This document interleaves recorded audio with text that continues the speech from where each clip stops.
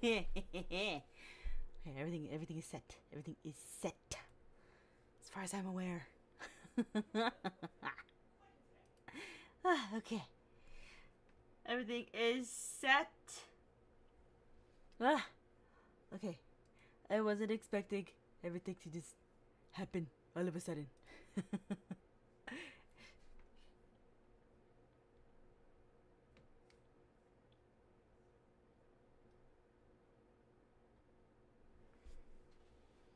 Okay. Well, anyways. Ugh. Hello, everyone. I am your one and only villainous, Villiana. And I finally found my book. It was under, oddly enough, other books, which was funny.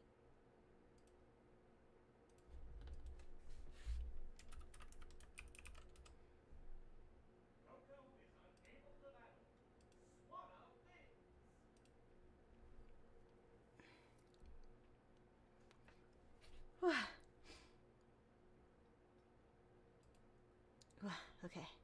So yeah, it was under other things.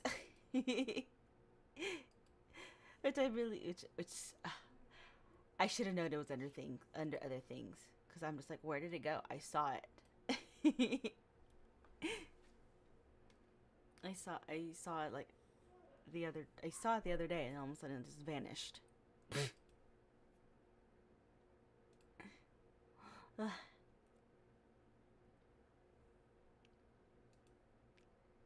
Okay.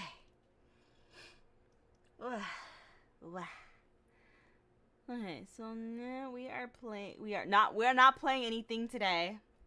I almost said playing, but no. Finally brought back hold on, I need to like tweet about it. Hold on. Finally brought back my reading corner, because as I said, I wanted to bring it back last week, but I lost my fucking book.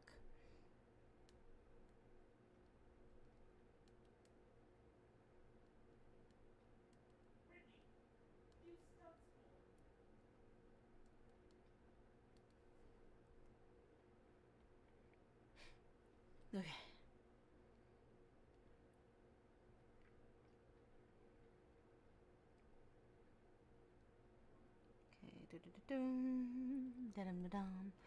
I'm probably You're probably gonna keep it like to an hour and 30 minutes.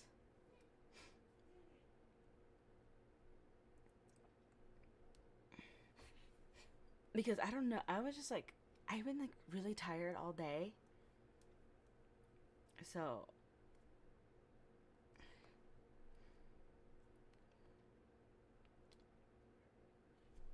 um Hi Coco. How are you?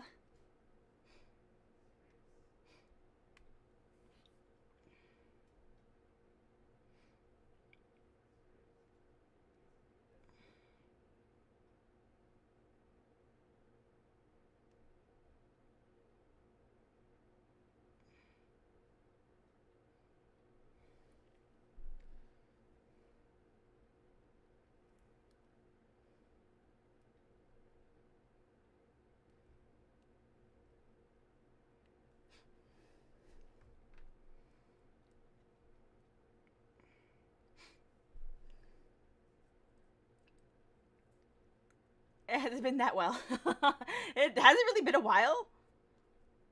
I think the last time I'm good, I'm good.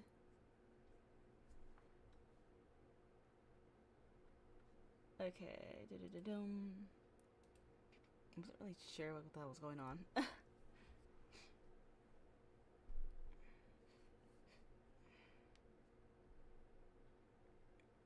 Okay.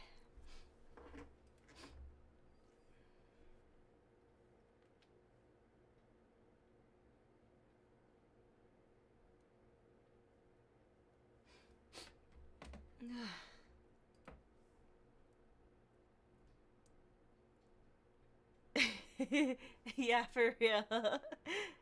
I was gonna be streaming on Arium, but then I'm just like, nobody knows what the fuck I'd be talking about on there.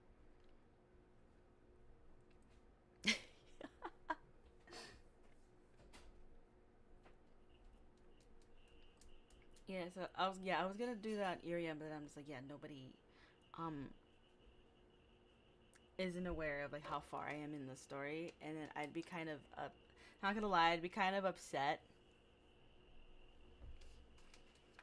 When I finally thought about it.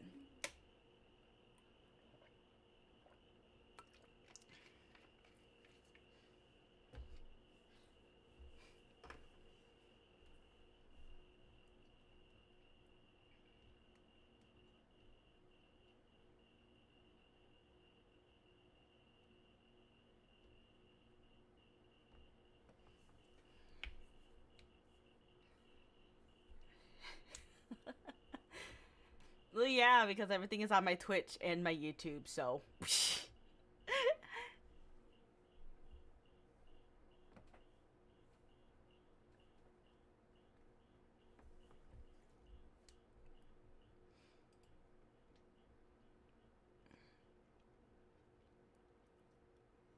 Why is like. Why is like this like this? Okay. There we go.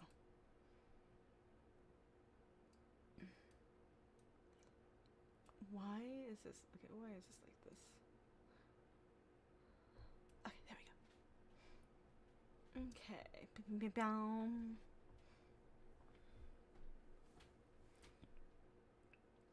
Yeah, I don't plan on streaming for long. I don't really. Yeah, I don't plan on streaming for long today. Maybe an hour and like 30 minutes.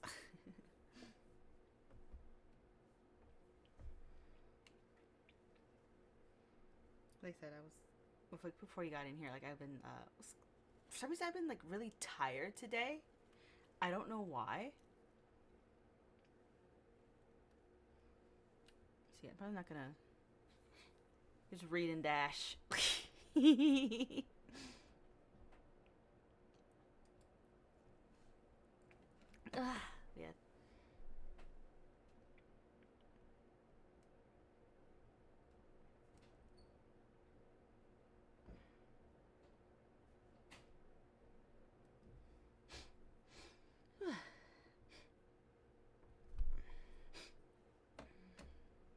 I'm really. That's I think I'm getting sick. So that's probably another reason why. Because I've been. My eyes are kind of. My eyes been hurting, and that's like a sure sign of me getting sick.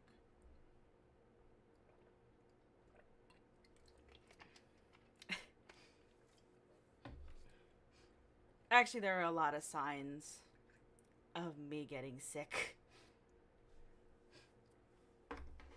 Ugh.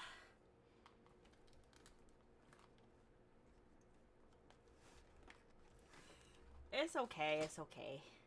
But thank you for your concern. What was that? Oh, that was my sleep alarm. I I took a nap earlier. I guess I forgot to take off the alarm, I guess. Yeah, it should be fine. Ugh.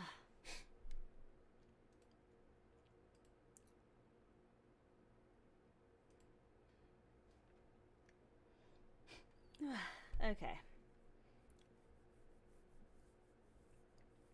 Okay, I think we're doing pretty good. Okay.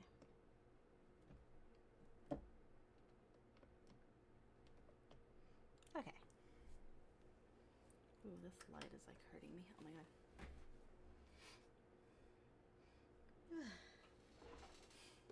Okay. And there's my dog. What the hell?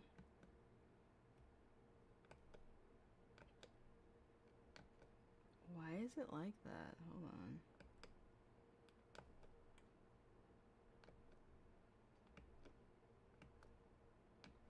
Why is it?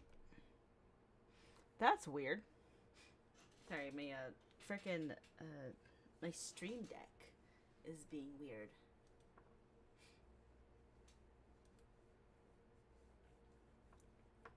Alrighty.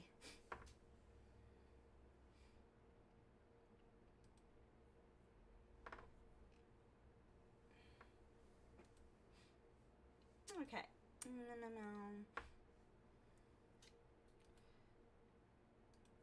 Okay. I'm so small. I'm small.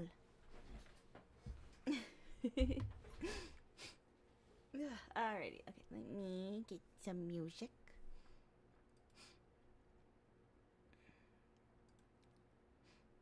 Okay.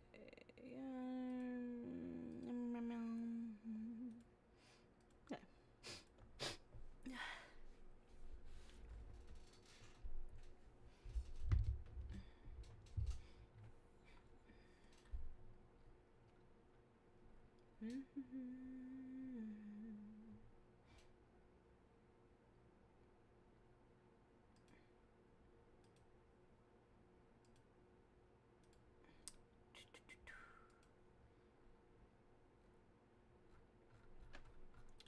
Let's see, spooky or dark academia ambiance.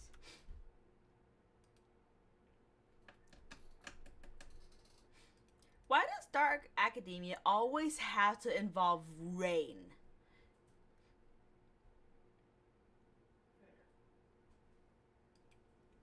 Like, it always.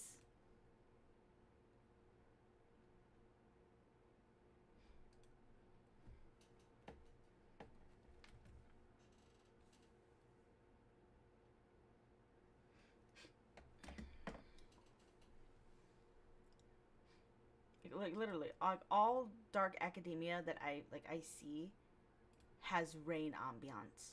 I don't know why.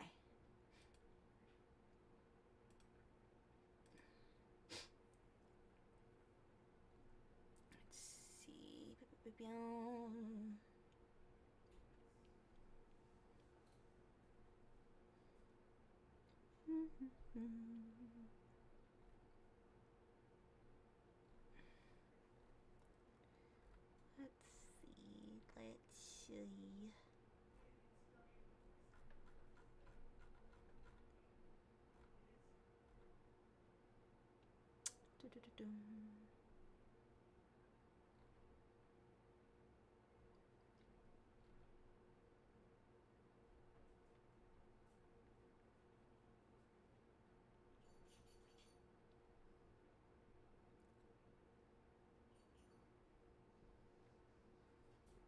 Light academia, dark academia.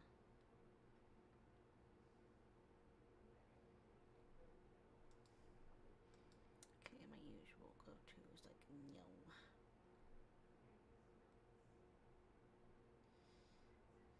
Okay, so this one.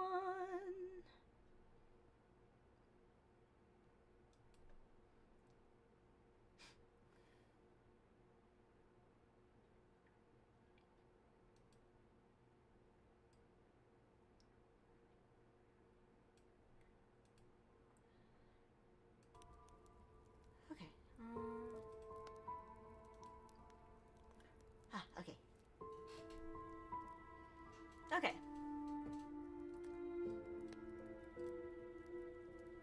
Okay. Too loud, too quiet.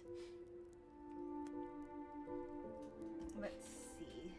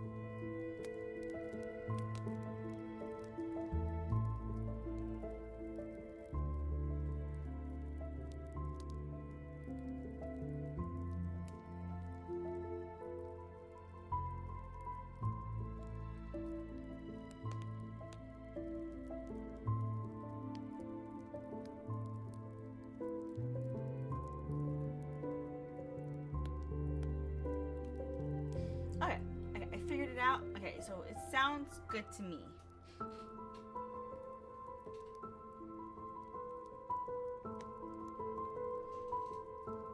Okay. Everything good? Yeah, everything is great. Being good, great, fantastic. All right. Thanks for the bits, Coco. Alrighty, okay, so let's get to it. Okay, so last bit that happened.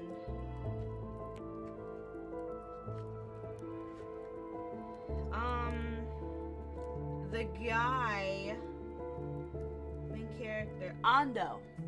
So we all know that he's part of.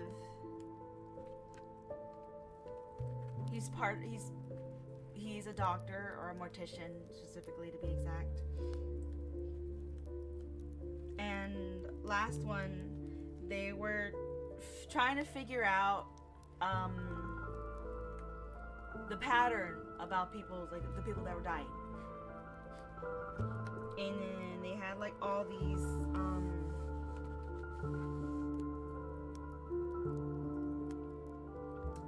like these amino acids, like this amino acid chart. It's explained.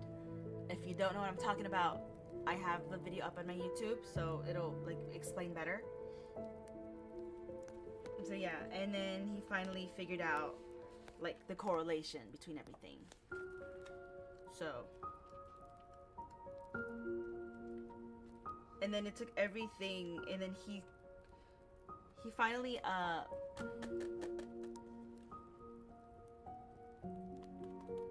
what was it? He figured out everything that was going on with Ando. Not Ando. Not Ando. Oh my god, I kind of forgot what's happening. So yeah, and Ando is figuring out everything that happened because Ryuji, even though dead, he left a note or something that would like give him an idea where to go. And what did that spell? It spelled ring. And what is this based off of? The ring. And who does it involve? Miss Sadako Yamamura herself.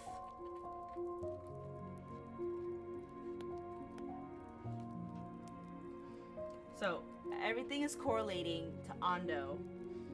And he is probably most likely the next victim, because if you forgot, she's missing currently. They don't know if she's dead or alive. I'm thinking she's dead. That's what I'm thinking. So who the hell knows?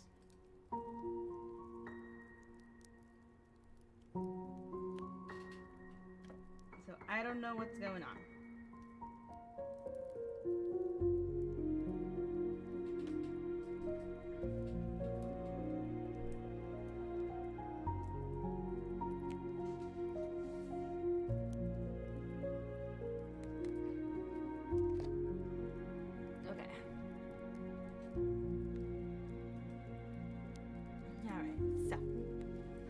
Let's get to it.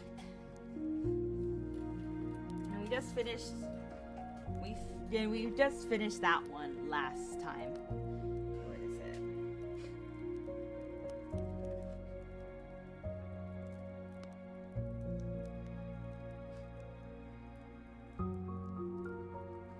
So yeah, and Ando, he figured out the whole freaking thing with amino acids.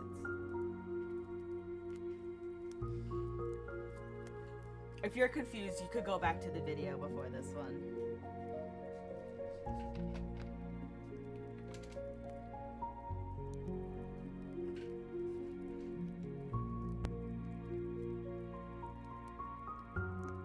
Oops.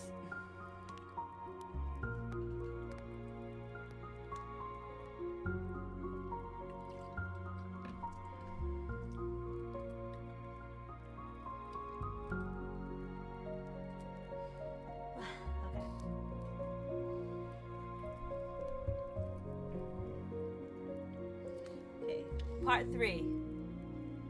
Decoding.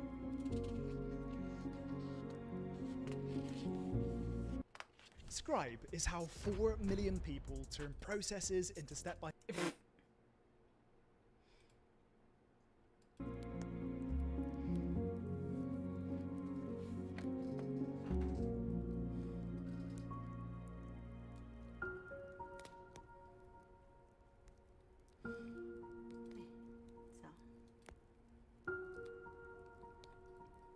Part 3. Decoding.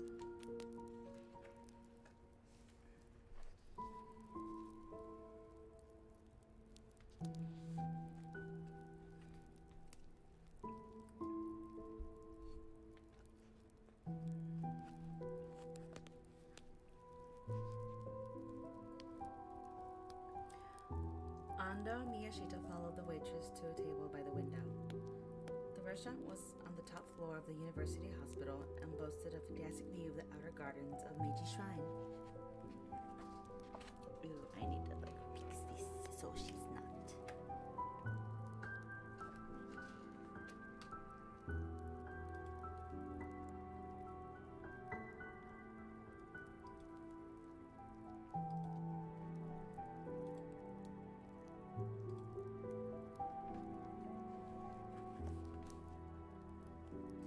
In addition, university employees got a discount. Both men had taken off their lab coats before coming, but still the waitress could tell at a glance that they weren't members of the general public visiting a patient. She handed them the special employees' lunch menu. Merely glancing at it, both Ando and Miyashita ordered the special of the day and coffee. Basic ass men. As soon as the waitress left, Miyashita asked, with a pretentious air, "I read it." From the moment Miyashita had asked him to lunch, Ando had known he'd start out with that phrase. Miyashita had read Asakawa's ring report and was now ready to comment on it. "So what did you think?" Ando leaned forward. "I won't lie, I was amazed." I mean, fuck, I would be too, bro. If you read that and then everything that happened, yeah, I would be surprised and amazed. Because who in their right mind would ever think, oh yeah, a killer fucking tape?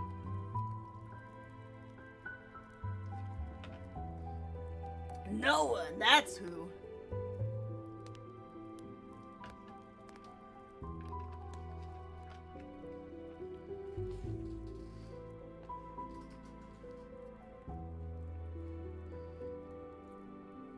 But do you believe it? Hell, it's not a question of belief. It all adds up. The names of the victims and the times of deaths he gives checks out. We've seen the incident reports and the autopsy records ourselves, you and I.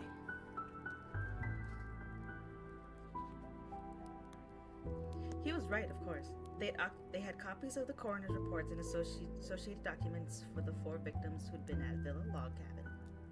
The times of death given therein accurately reflected what Asakawa had written. There were no inconsistencies to be found, but what took Ando aback was how a pathologist as sharp as Miyashita showed no apparent resistance to the idea of curses and his supernatural powers playing a role in all this. I mean, not gonna lie, yeah, I'd be kind of surprised too.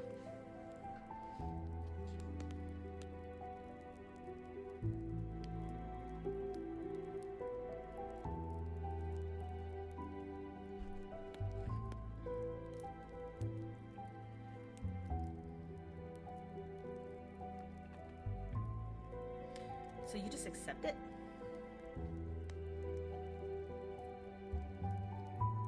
Well, it's not as if I don't have reservations.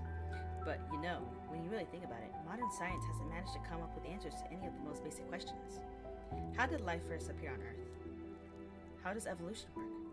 Is it a series of random events, or does it have a set teleological direction? There are all kinds of theories, but we haven't been able to prove one of them. The structure of the atom is not a miniature as the solar system. It's something much more difficult to grasp, full of what you might call latent power. And when we try to observe the subatomic world, we find that the mind of the observer comes into play in subtle ways.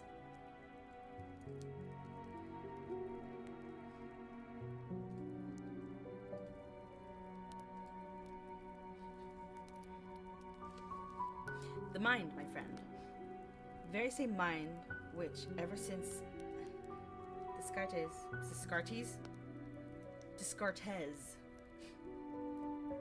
however the fuck you say that, proponents of the mechanistic view of the universe considered subordinate to the body machine.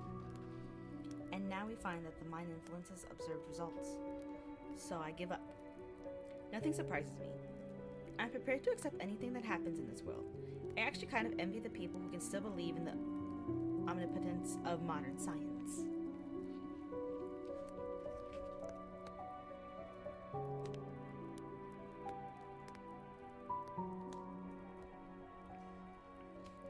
Ando himself had at least a few doubts about the so-called omnipotence of modern science, but evidently they weren't as grave as Miyashita's.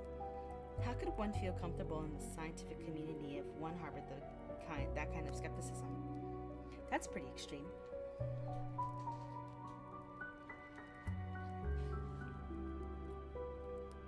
I never told you this, but I'm actually a philosophical idealist. An idealist, huh? Like the Buddha said, form is empty and emptiness is form. Ando wasn't quite sure what Miyashita was trying to say. He was sure that between philosophical idealism and reality is empty, there was a lot being left unsaid. But now wasn't the time to pursue the finer points of Miyashita's worldview.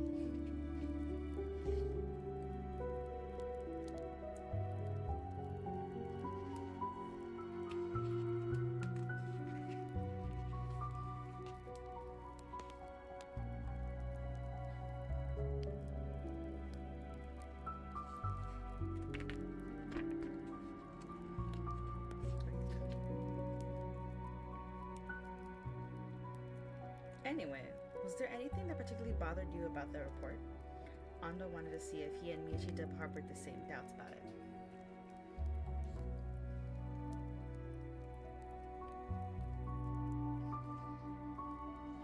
Oh, any number of things bothered me.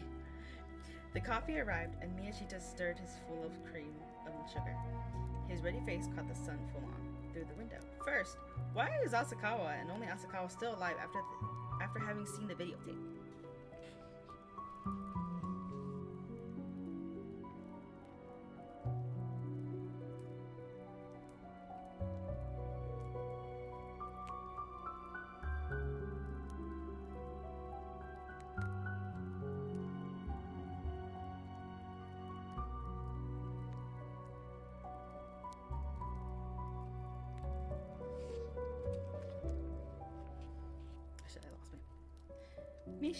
Miyashita took a sip of coffee. It's because he figured out the charm, no? The charm? You know, the part that had been erased at the end of the tape. The bit that wanted to force the viewer to do something? So if Asakawa did it without realizing it, did what? It was right there at the end of the report, wasn't it? The nature of a virus is to reproduce Staying late itself. again? Yep, got prospect calls to summarize. You really need to switch to Monday CRM. Your old CRM.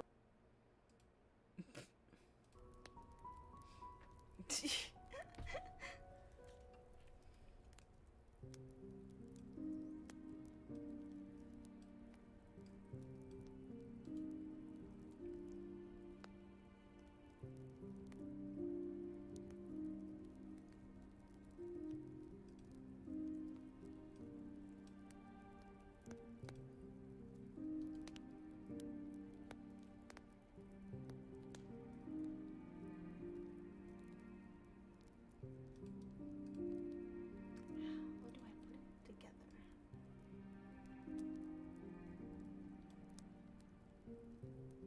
Okay, there we go.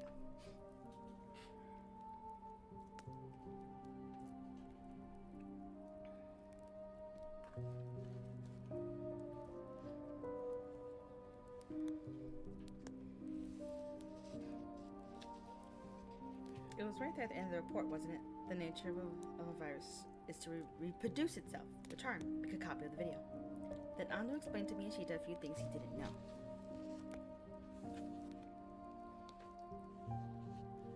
There had been a video deck in Asakawa's car at the time of the accident, and Ando had found a taped over copy of the videotape in Maya's apartment.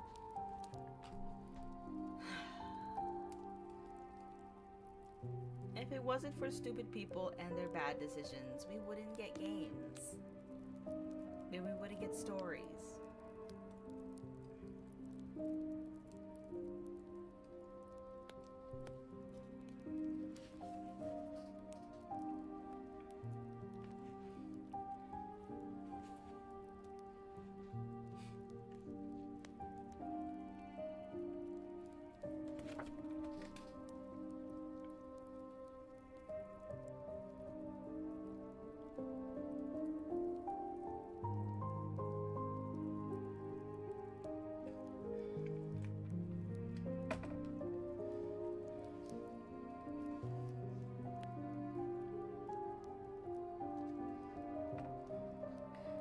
Seemed to go on, and Miyachi just said, "Aha!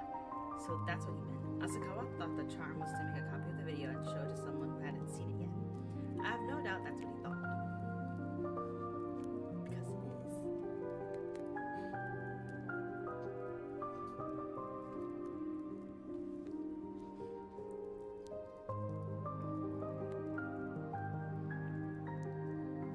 So, where was he heading with the VCR in the morning of the accident? Someplace where he could find two people who would watch the tape, of course. He must have been desperate to save his wife and young daughter. But he'd have to have had a hard time showing such a dangerous tape to a complete stranger.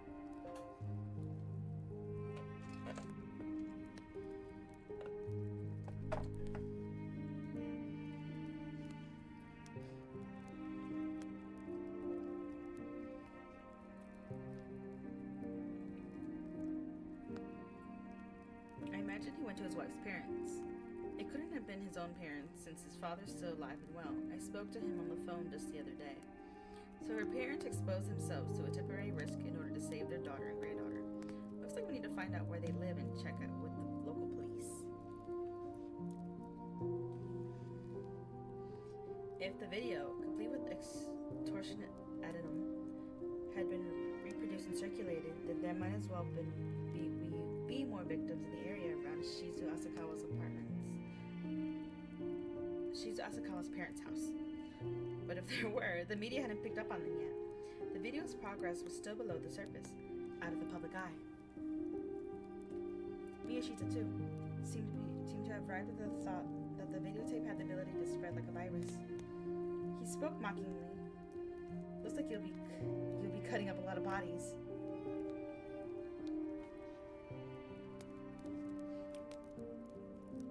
This jolted Ando into a realization. Judging from the situation, it was more than likely that Maya had watched the tape. It was now almost 2 weeks since she disappeared. Perhaps she'd end up dissecting her himself. He imagined her beautiful form on the operating table, and it horrified him. No! Wait!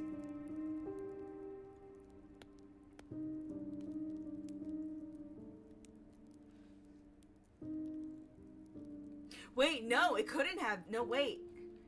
I think that was... Hold on. I'm thinking.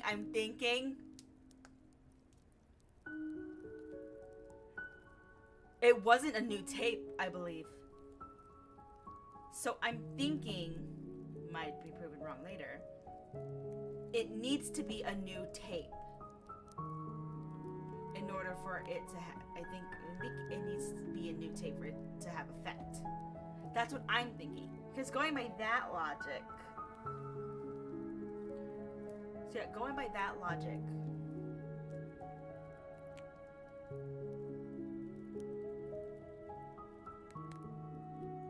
I'm thinking Maya's alive because it was not a new tape, and that's the condition. But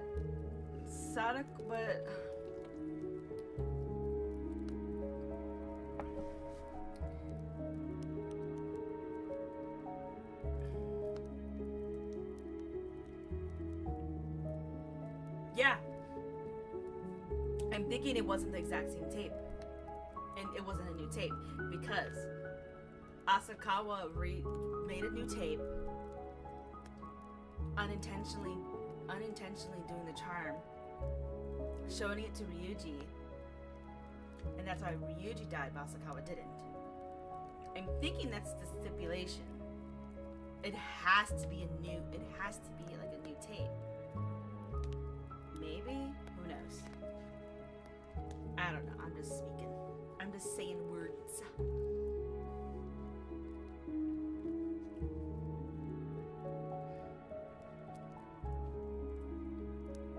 But Asakawa's still alive. He said it like a prayer. The biggest problem we have is this. If Asakawa didn't manage to make 2 copies of the videotape, why did his wife and daughter die? Put another way, why is Asakawa himself still alive? Because he showed Ryuji, because Ryuji saw the tape. I don't know. The smallpox virus is tangled up in this, right?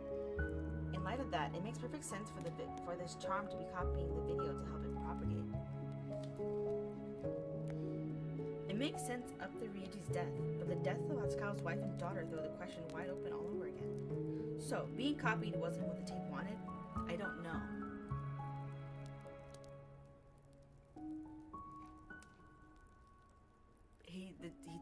They didn't see the tapes in time. They don't know that. Oh, they don't know the time limit. Wait, they do though. Hold up, I'm pretty sure Asakawa put like the time limit on there. Wait, I'm pretty sure he did. I could be wrong though.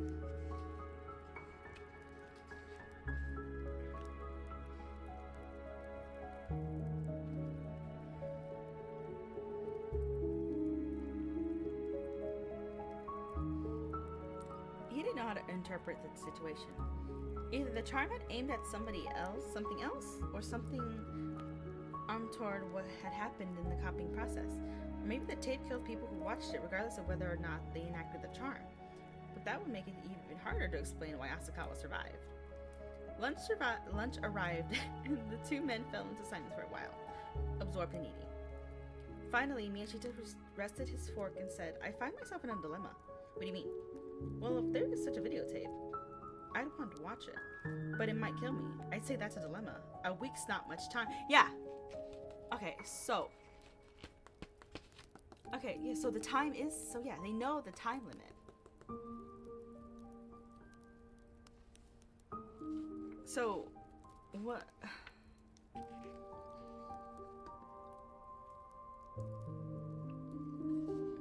They didn't see it in time.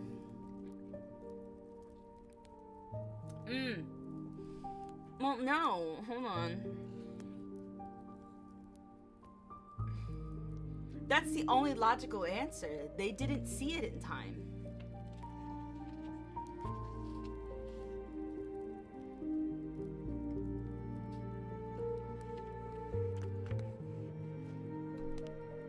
Yeah, I'm pretty sure. Yeah. It says exactly 7 days to the hour. To the hour, to the minute, to the second.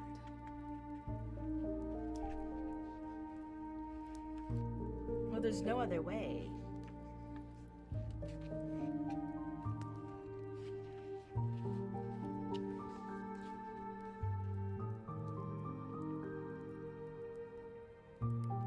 Not much time to figure it out.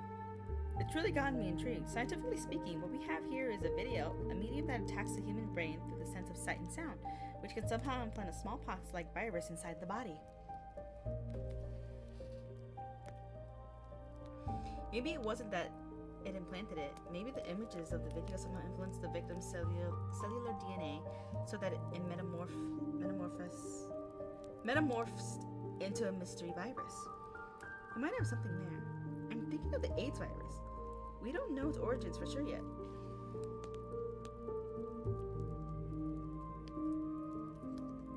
But it's thought that something caused humans and simian viruses that had existed all along to evolve. And that's what gave birth to the AIDS virus as we know it now. In any case, AIDS is not a virus that has been around for hundreds of years. Analysis of its base sequences clearly show that it's something that branched from 2 strains only about 150 years ago through some chance event. Really? Huh. Interesting. And you want to find out what that chance event is in that case? Me, I think it involves the mind. He's not wrong. Miyashita leaned forward until his nose almost touched Ando's. It was, of course, common knowledge that the mind, as abstract and immaterial as it was, could influence the body in various ways. Ando was well aware of this. One only had to think of how stress could eat holes in the stomach lining. Now, Ando and Miyashita were thinking along the same lines. First, the video created in the viewer as a particular psychological state that somehow influences the viewer's own DNA to metamorphose until the mystery virus, which resembled smallpox, was born. Then, the smallpox-like virus caused a cancer inside the coronary artery that surrounds the heart, resulting in a tumor. In a week's time, the tumor reached its peak size, cutting off the flow of blood and stopping the heart. But the virus itself was like a cancer virus. Its function was to worm its way into the DNA and cause cellular mutation in the coronary arteries tunica media, and wasn't very contagious. At least that was their analysis so far had led them to think. Come on, don't you want to see it? Challenged Miyashita.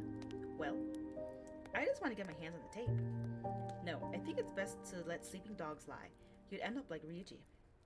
Speaking of Ryuji, did you manage to break the code? Not yet, even if it is code. 42 bases is too small a number to work with. It could only contain a few words at most. This was an excuse. Ando had in fact tried several times to decipher the code, but every attempt had ended in failure. I guess I know how you'll be spending your holiday. That was when Ando first realized that the next day was a national holiday, Labor Thanksgiving Day. And since he didn't have to work the following day, Saturday, it meant he had a three-day weekend coming up. Ever since losing his son and wife, he hadn't paid much attention to holidays. It was nothing but misery to be home alone, and 3-day weekends that he had no plans for made him particularly depressed. Yeah, well, I'll give it a shot. But spending the holiday trying to read a coded message from a dead man sounded pretty dismal. But on the other hand, if he succeeded, then maybe it'd give him some sense of accomplishment. At least it would provide a distraction. So he promised Miyashita that he'd have it figured out by the end of the weekend. On Monday, I'll tell you what Ryuji's trying to say. Miyashita reached across the table and clapped a hand on Ando's left shoulder. It's up to you now.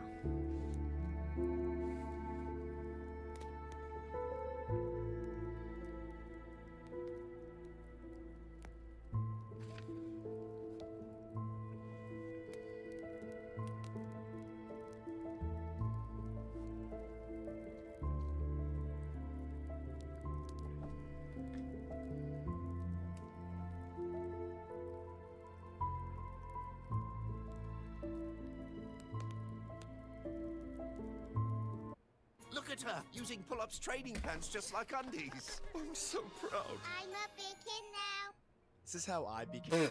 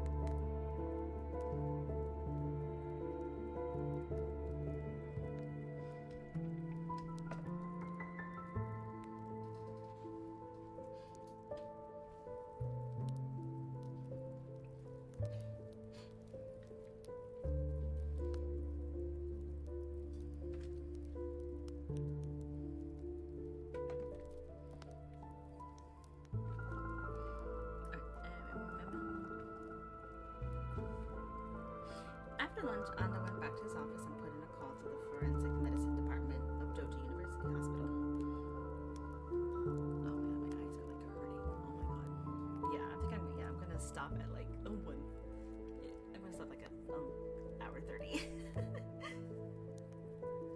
God, I hope I stop at a good place.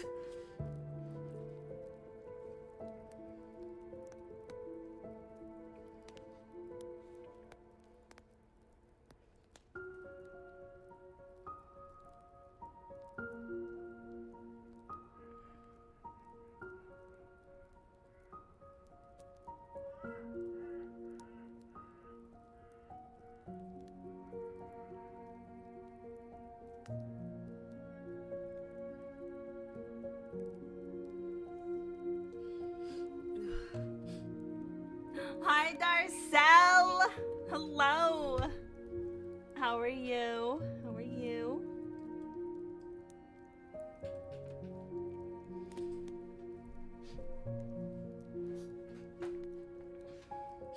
I'm just here reading Spiral, which is the sequel to Ring.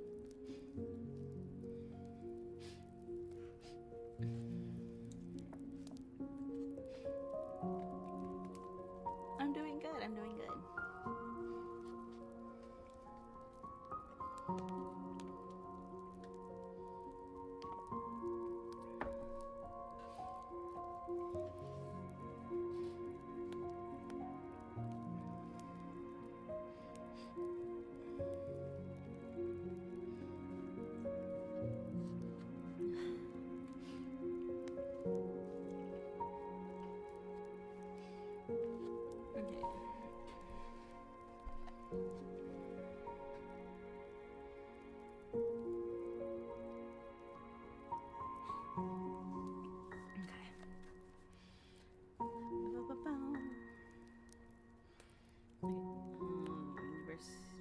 Department of Joji University Hospital in Utsunomiya, Tochigi Prefecture. A little research had turned up the information that Asakawa's wife's parents lived in Ashikaga, Tochigi. Any unexplained deaths in that region would fall under the jurisdiction of the doctors at Joji.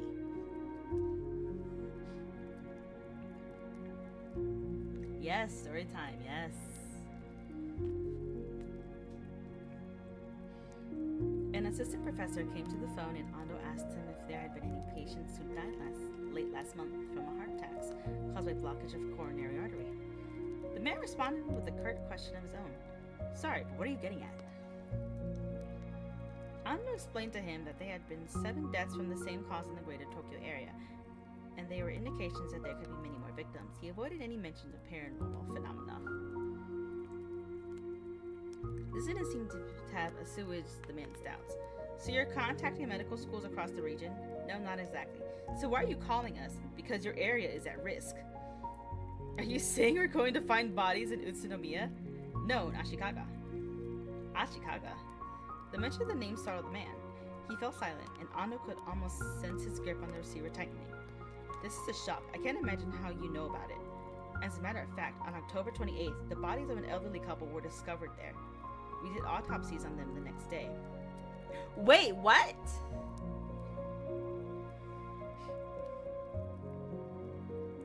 Okay. What? Hold on. Hold on. The shit ain't adding up now. Hold on. Hold the fuck up. Hold up.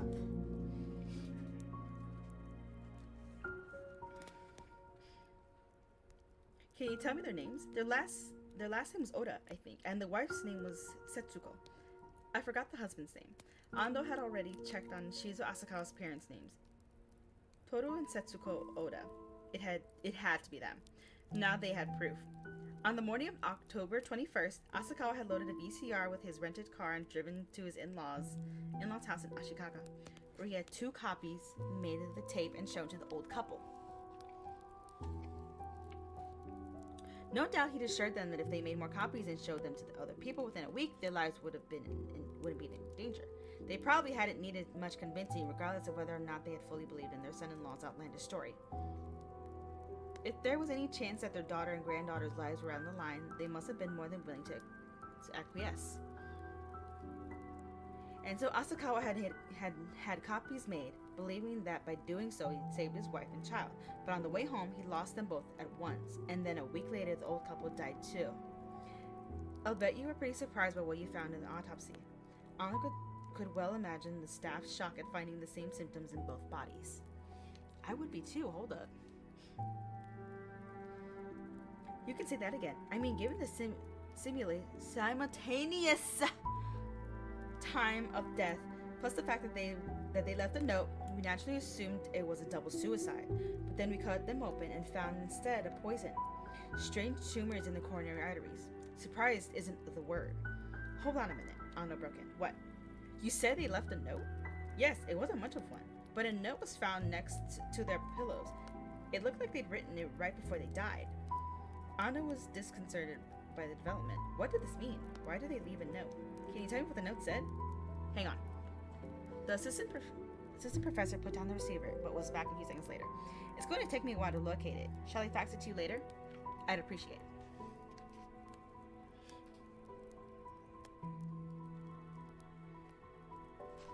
I need answers. I'm like that I'm now that Sheldon meme. I need answers.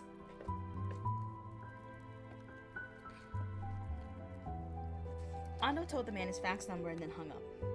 He couldn't leave his desk after that. The fax machine was on the middle shelf of a computer cabinet 2 desks away. He swiveled in his chair 45 degrees to face the fax machine, and then waited for the transmission to arrive. He couldn't relax. He couldn't even lean back in his chair.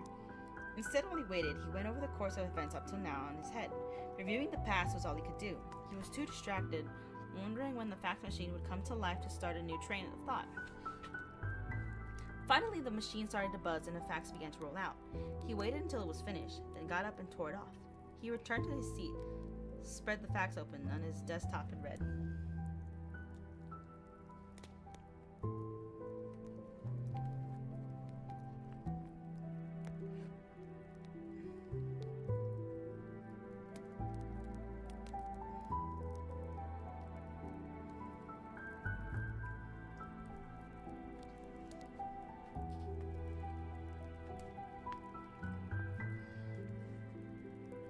To Dr. Ando, Fusukawa University Medical School.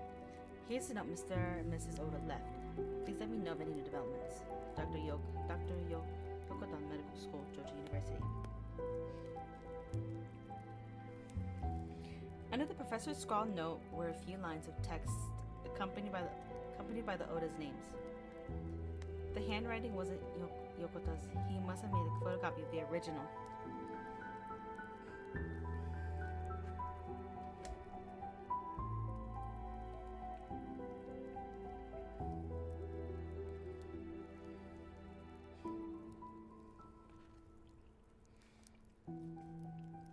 October 28th, morning. We took it upon ourselves to dispose of the videotapes. There's nothing more to worry about. We're tired. Yoshimi and Kadezuko, please take care of everything. Toru Oda and Setsuko Oda. What? Wait, hold on. Even then, what?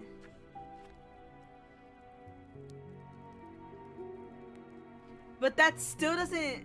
Hold on. That still doesn't count that...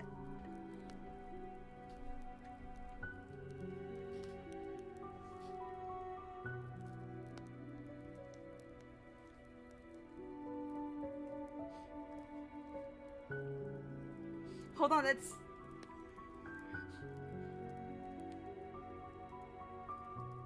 It still doesn't... Wait, it still doesn't add up why his wife and child died. They should have been saved. Hold up.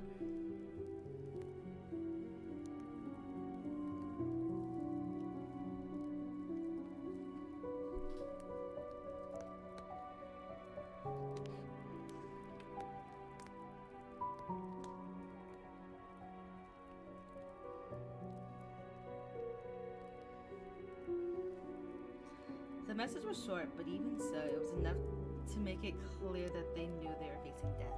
Yoshimi and Kazuko were probably their other two daughters. But who had the previous sentence been addressed to? What did they mean? They've disposed of the tapes. Did it mean they've gotten rid of them? It certainly wouldn't be taken to mean that they'd copied them. Ando decided to try and recreate the Oda state of mind from the beginning.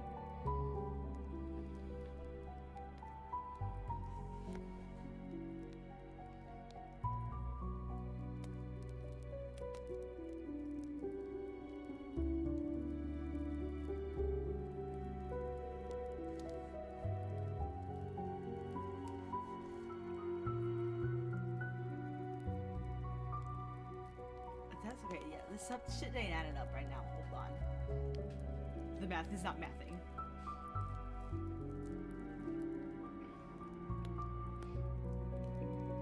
On Sunday, October 21st, their son-in-law showed up on their doorstep and told them that Shizu and Yoko's lives were threatened by a curse embedded in a videotape.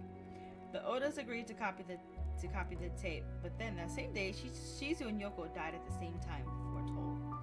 Even if the Odas had been skeptical about Asakawa's story at first, now they surely had to believe in the video's power.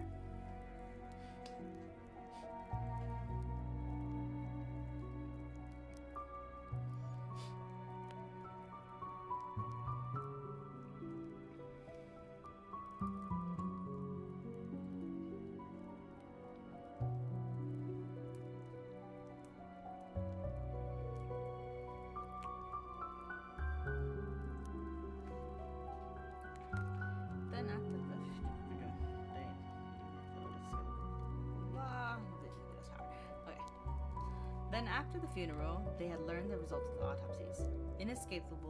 Inexplicable heart attacks. At this point, the Odas must have decided to give up hope of saving themselves. Their daughter and granddaughter had lost their lives in spite of the fact that they'd followed the videotape's demands. Yeah, which is weird.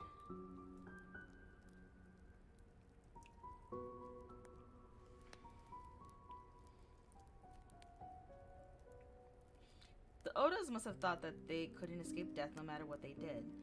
Exhausted from all the efforts that had gone into the funerals, and perhaps weary of life in general, they decided to refrain from copying the videotape and meekly awaited the approach of death. But if their note was to be believed, while waiting they had disposed of the videotapes that were the source of all this misery.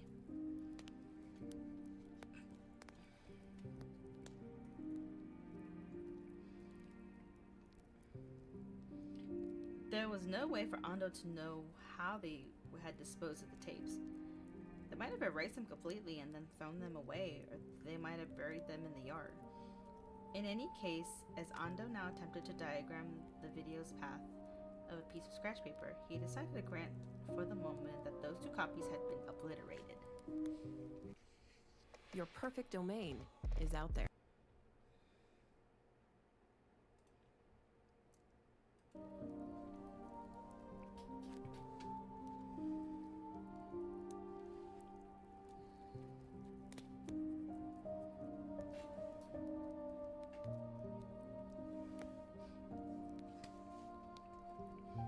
There had been the one in Villa Log Cabin number B4, the source of all the evil. Created when a VCR left to record had captured the images on tape.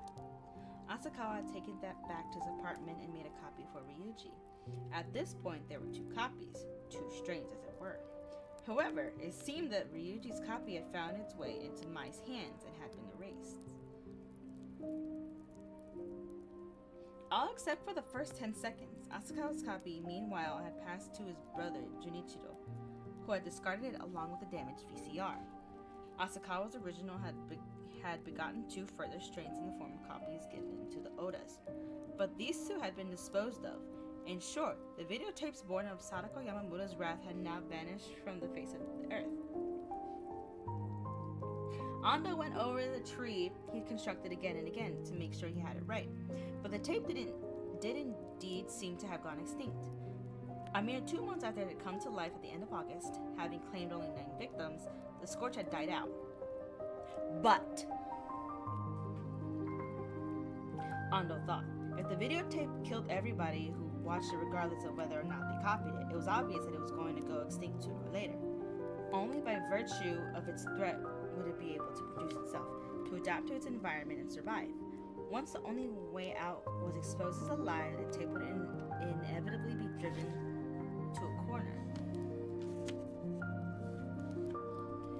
If it was extinct, that would mean they'd seen the last of these mysterious deaths. If nobody could be exposed to these images, then there was no fear of anybody dying from inexplicable heart attacks. But the fundamental point now stole back into Ando's mind. Why is Asakawa still alive? This was followed by another question. Where is my Takano? Logically, the videotape seemed to have died out, but Ando intuition denied it. This wasn't going to be over that easily. Something didn't sit right.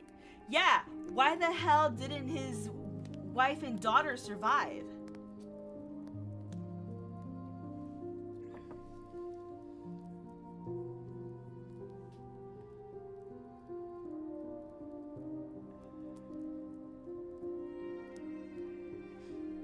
Shit's not adding up. Hold on.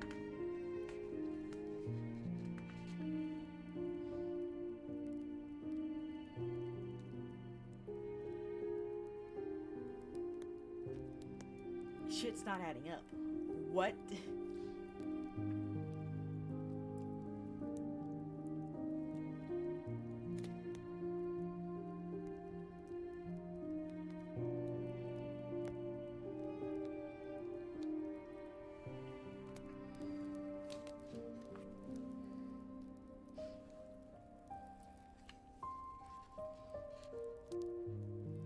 Yeah, shit's not adding up.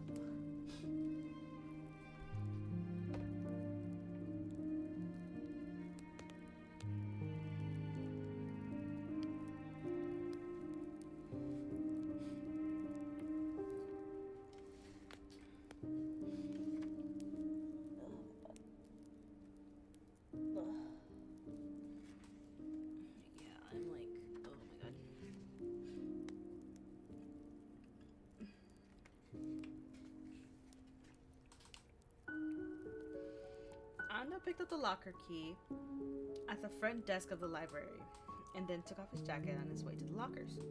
It was almost winter.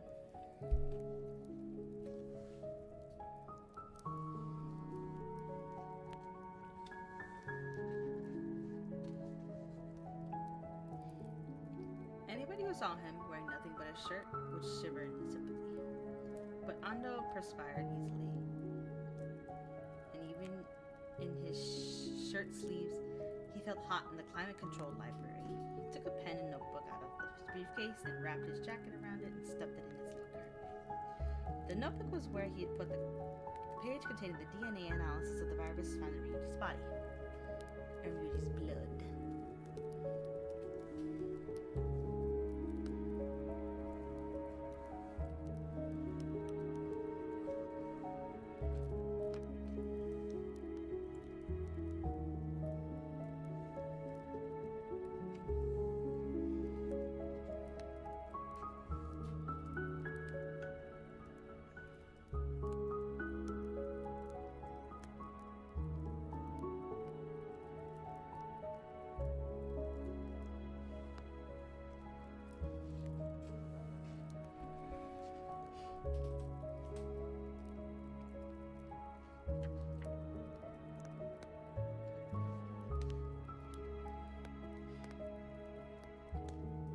Ando was determined to have a go at cracking the code today, which was why he was here in the library first thing in the morning.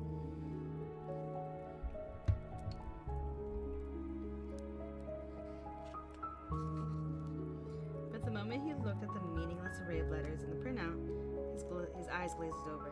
There was no way he'd be able to figure this out. But when he thought about it, he recalled that he was doing this partly to kill time. He couldn't think of anything better to get him through the empty 3-day weekend. So he tucked the notebook under his arm and headed up to the 3rd floor reading room, where he took a seat by the window.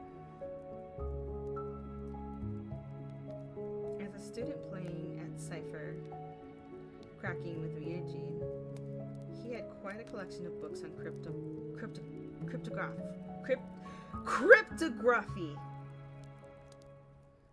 Cryptography. How the fuck did I mispronounce that?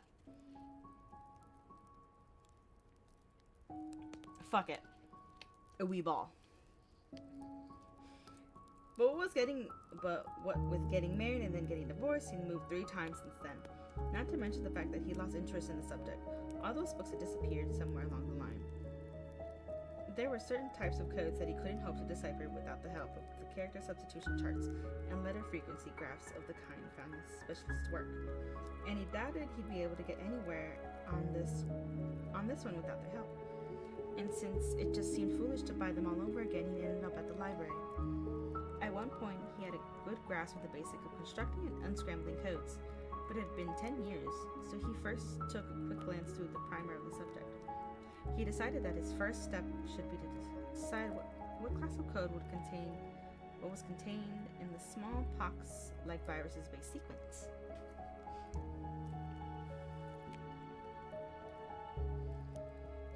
Codes can be generally divided into 3 types.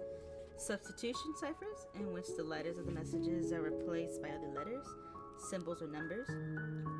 Transposition ciphers, in which the order of the words of the message is changed. And insertion ciphers, in which extraneous words are inserted between the words of the message.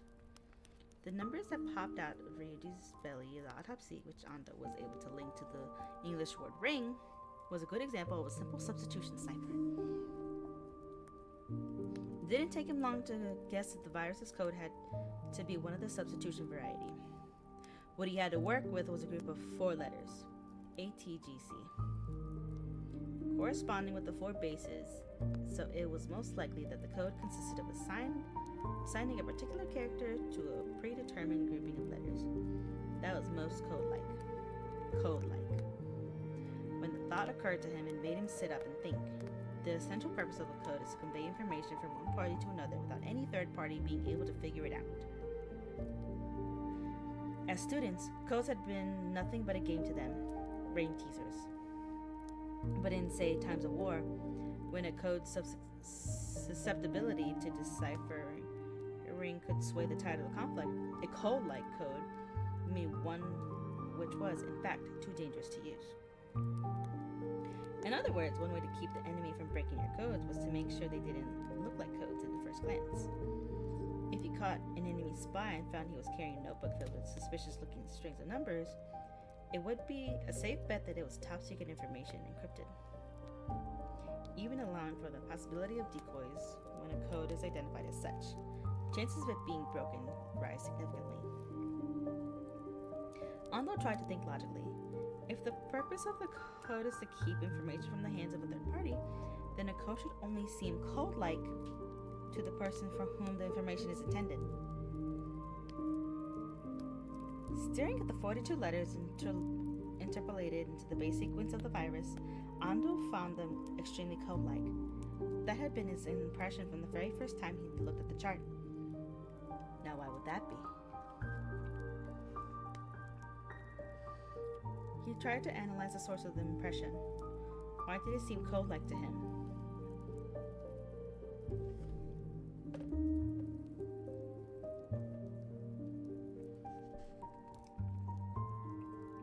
It wasn't as if there had been puzzling repetitions found in the course of DNA sequencing. But in spite of that, this particular repetition seemed meaningful. It popped up everywhere they looked in the sequence, no matter where they sliced it. It was as if it was trying to call attention to itself, saying, "I'm a code dummy."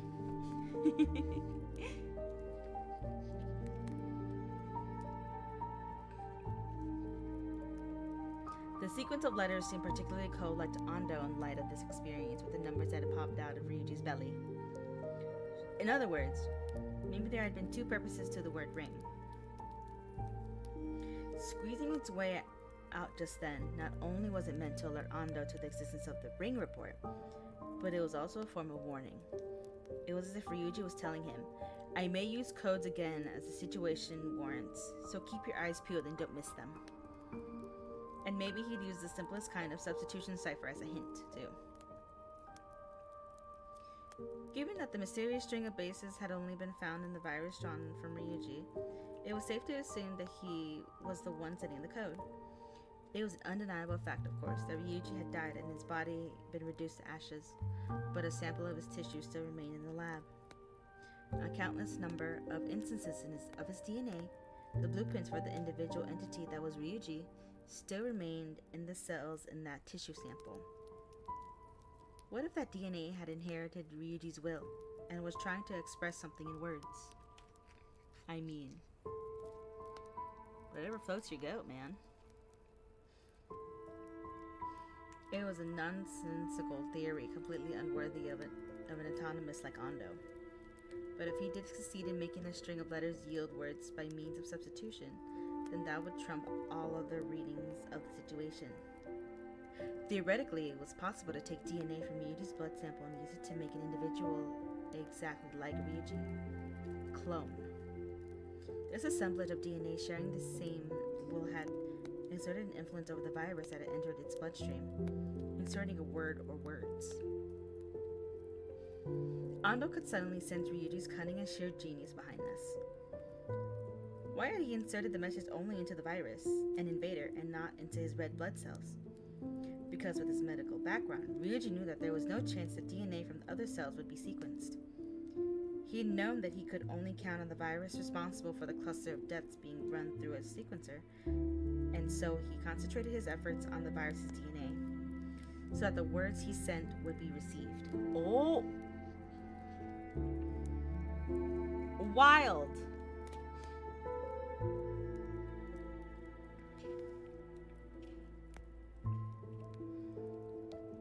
All of which finally led Ando to one conclusion. Since this code looked to him like a code, it was no longer functioning, in essence, as a code should. Rather, it was just that Ryuji's DNA had no other way to communicate with the outside. The DNA double helix was composed of 4 bases representing the letters A, T, G, C. Ando couldn't think of any other way for it to make its will known, but by combining those 4 letters in various ways. It had chosen this way because there was no other available to it. It was the only means Ryuji had at his disposal. Suddenly, all the despair Ando had felt a few moments ago was gone, replaced by buoying confidence. Maybe I'll be able to decipher this after all. He felt like shouting.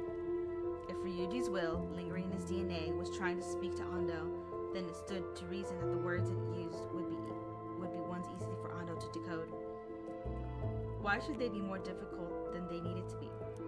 Ando went back and checked his line of reasoning to see if there were any holes in his deductions. If he started off on the wrong foot, he could wander around forever without finding the answer. He no longer saw what he was doing as merely a way of killing time. Now that he felt that he would actually be able to decipher the message, he couldn't wait to find out what it said. The rest of the morning, until lunchtime, Ando spent working on 2 approaches.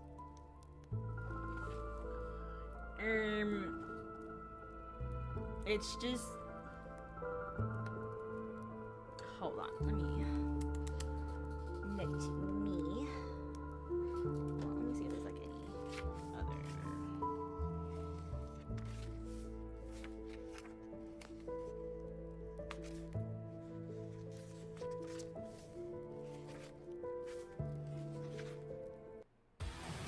Don't take...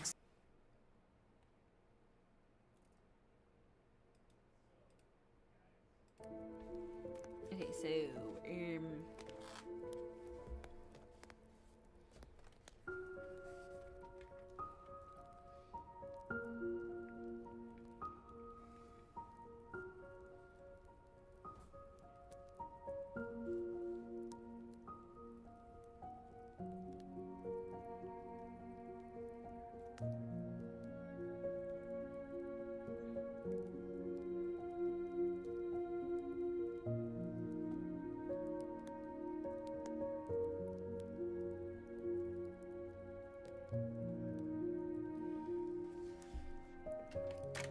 taking a picture of this shit.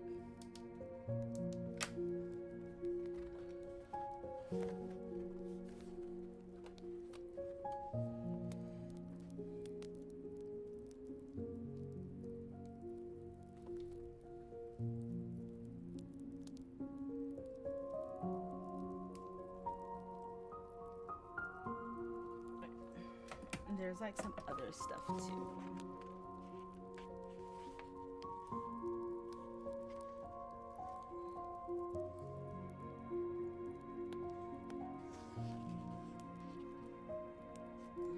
There's like quite a bit that he fucking wrote. Oh my god. There's like quite a bit. Oh my god.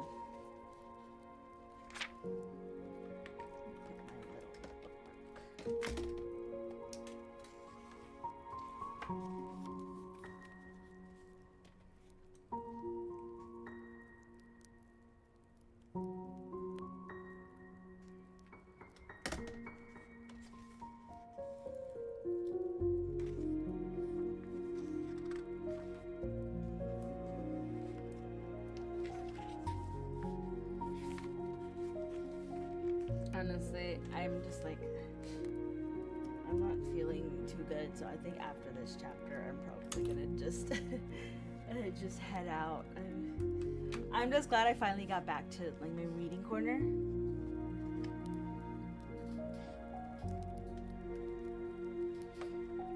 Yeah, I don't know why. I'm just like, it was I know there has been a sickness going around, so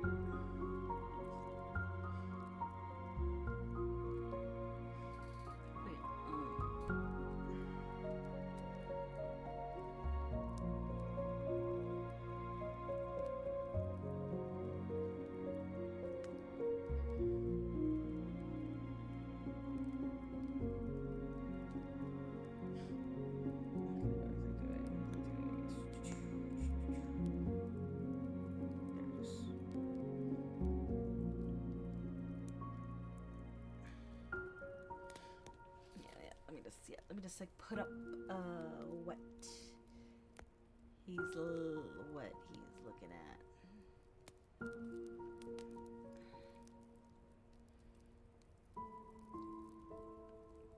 It's this one.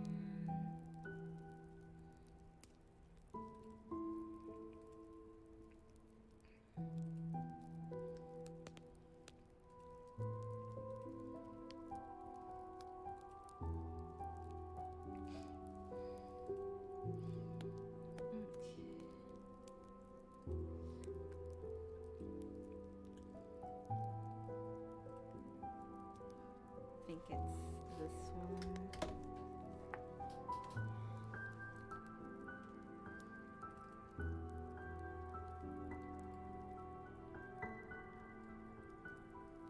So this is like, what is this? So this is what he's seeing right now.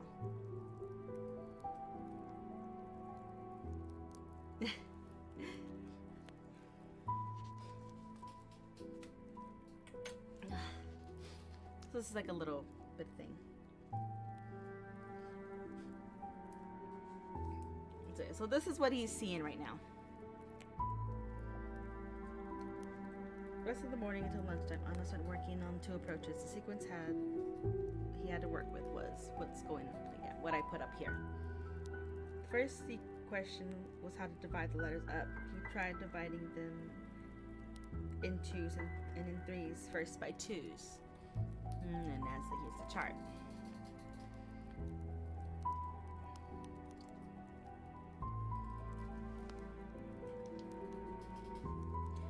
Taking a pair of letters as one unit, the 4 letters were available yielded a possible 16 different combinations. He wondered if each combination might represent one letter, but this immediately led him to another problem. What language was this message written in? It probably wasn't the Japanese symbolry, but there were nearly 50 characters in that, far more than the 16 allowed by the pair method.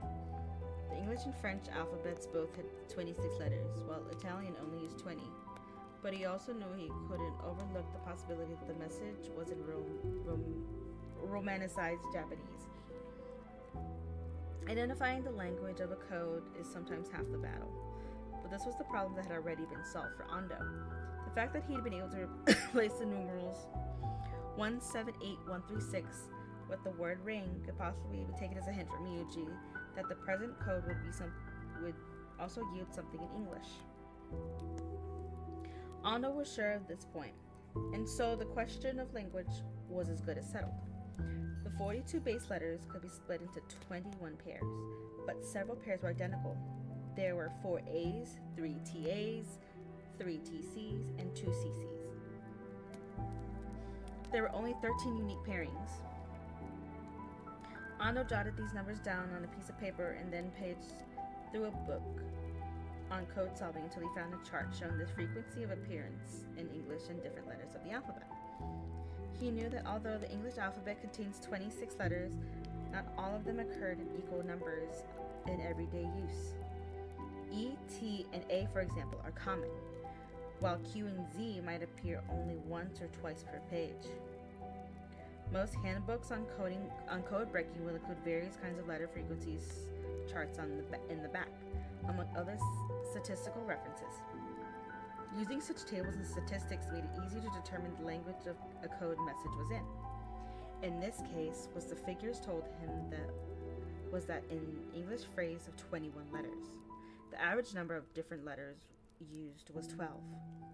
Ando clicked his heels. What he had was 13 different letters, not far off from the average at all.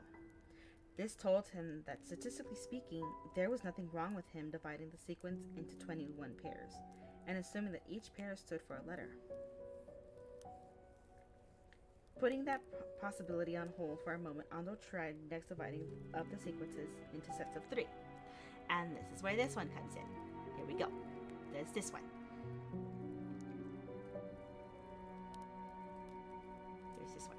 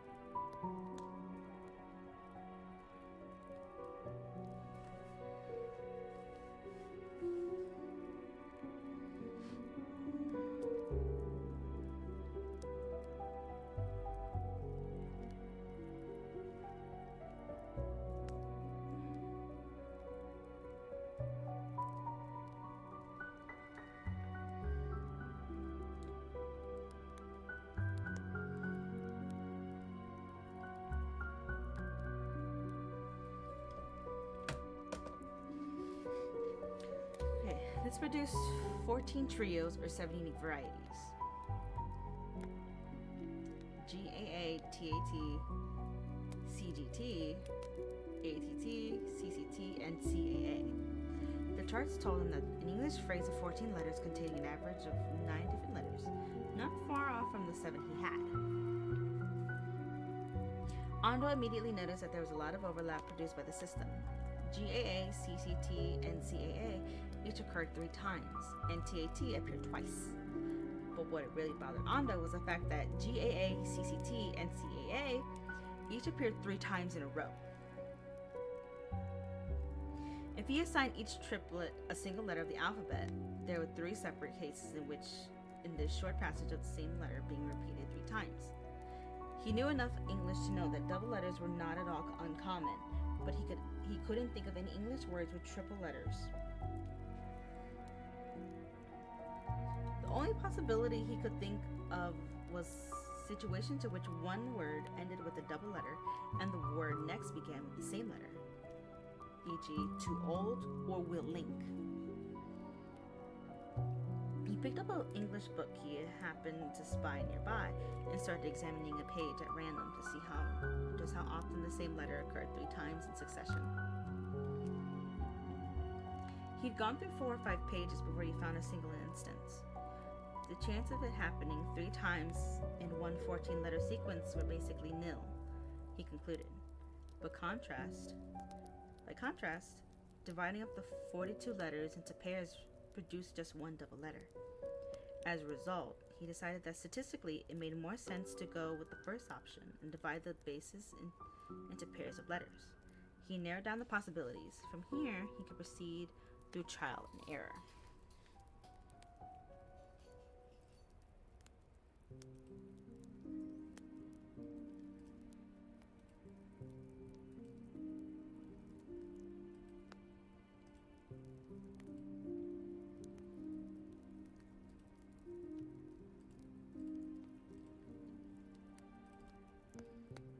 Yeah, it's this one.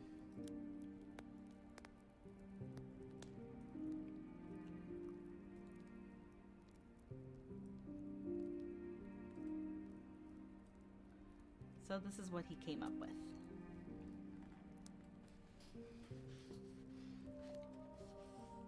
The AA pair appeared 4 times, which meant it must correspond to a letter used with great frequency. Consulting another chart, Ando confirmed that the most frequently used letter in English is, of course, E. So he hypothesized that AA stood for the letter E. The second most common pairs in the sequence were TA and TC, occurring 3 times each, and also notice that AA was followed by TA once, while TC was followed by AA once. This might be important, since there was also statistics for various combinations of letters. He started trying out various possibilities for TA and TC, constantly referring to his charts.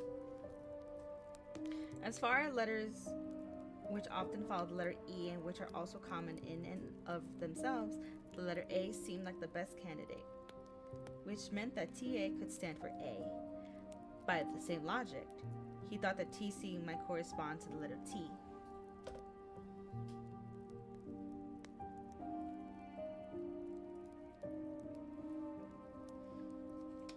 Further, by the way it combined with other letters, he guessed that CC might be N. Thus far, the statistics seem to be serving him well.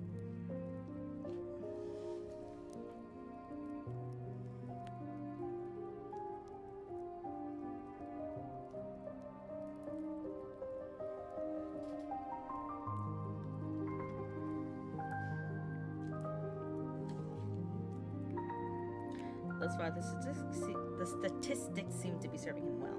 At least he hadn't run into any problems. This is what he had. It goes on to this one.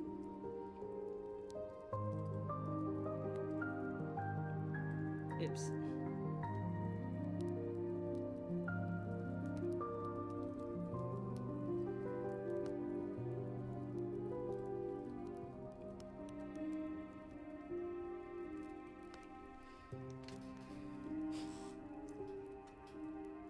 What had once seemed a random jumble of letters now seemed to be taking on the aura of English. Next he tried filling in the blanks based on what he knew of consonant vowel combinations, always consulting the charts. The first 2 letters seemed to form the word she, but the rest of it didn't form words no matter how he divided it up. He tried switching the positions of the E, A's, and T's, and N's, and changed other letters around on hunches.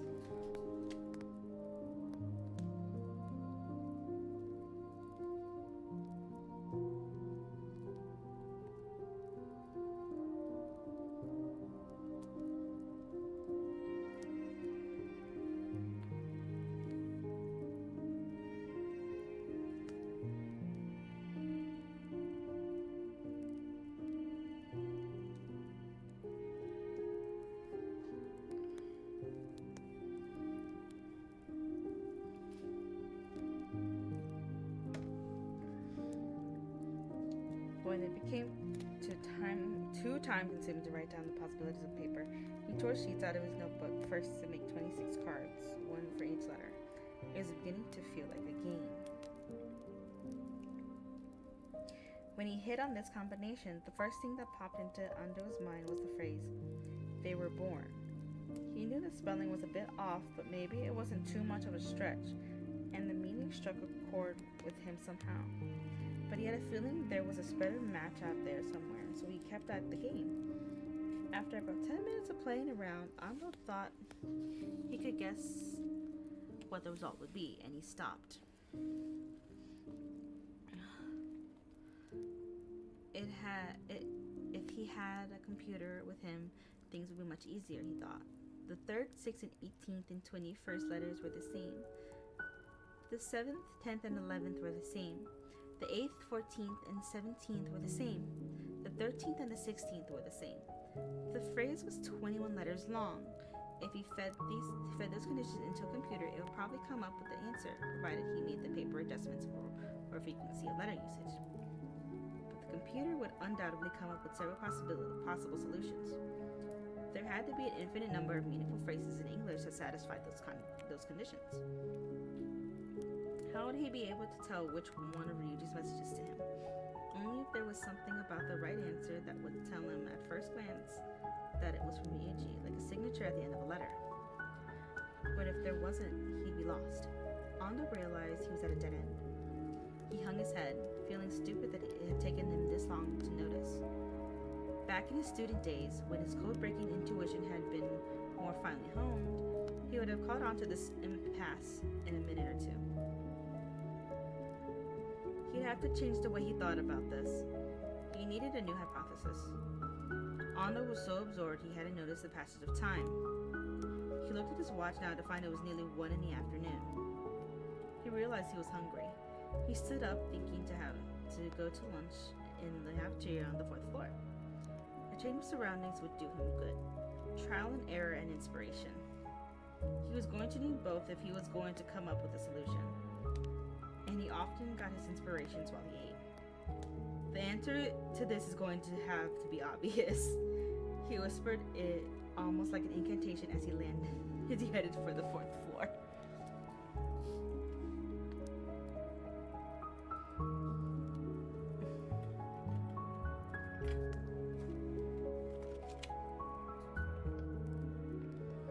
Okay.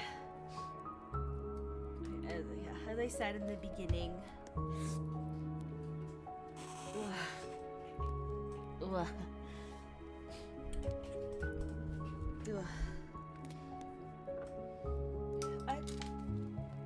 yeah, I'm honestly not sure if I could, I have plans for tomorrow. Yeah, I forget what I'm streaming tomorrow. I might not be streaming tomorrow. I don't know. It really depends. I think, hold on, let me check.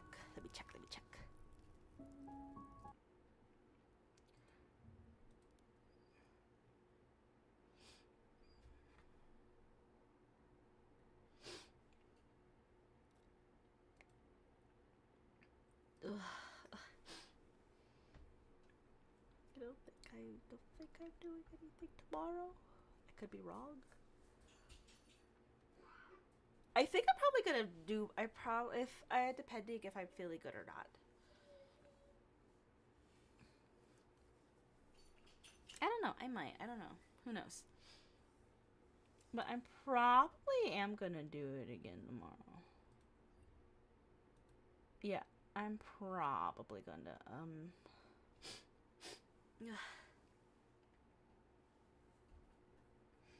yeah, I probably am. I'm probably gonna continue tomorrow. I don't have plans for tomorrow, but I probably will. Or I don't know, I don't know, it might be a double stream day.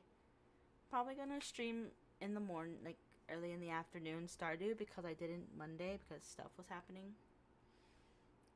So there's that. I don't know. I'll just be a gorilla stream. I won't say anything. All right. So. Oh yeah, I don't feel good. Okay, so. Yeah, I might. Yeah, I don't know. It depends. All right, so thank you for being with me tonight. I know. All right, so thank you for being with me tonight. I'm sorry it was so short. Well, no, I'm going 45 minutes. Thanks, Darcel. All right, so with that, good night, goodbye, or whenever you're watching this. Bye bye.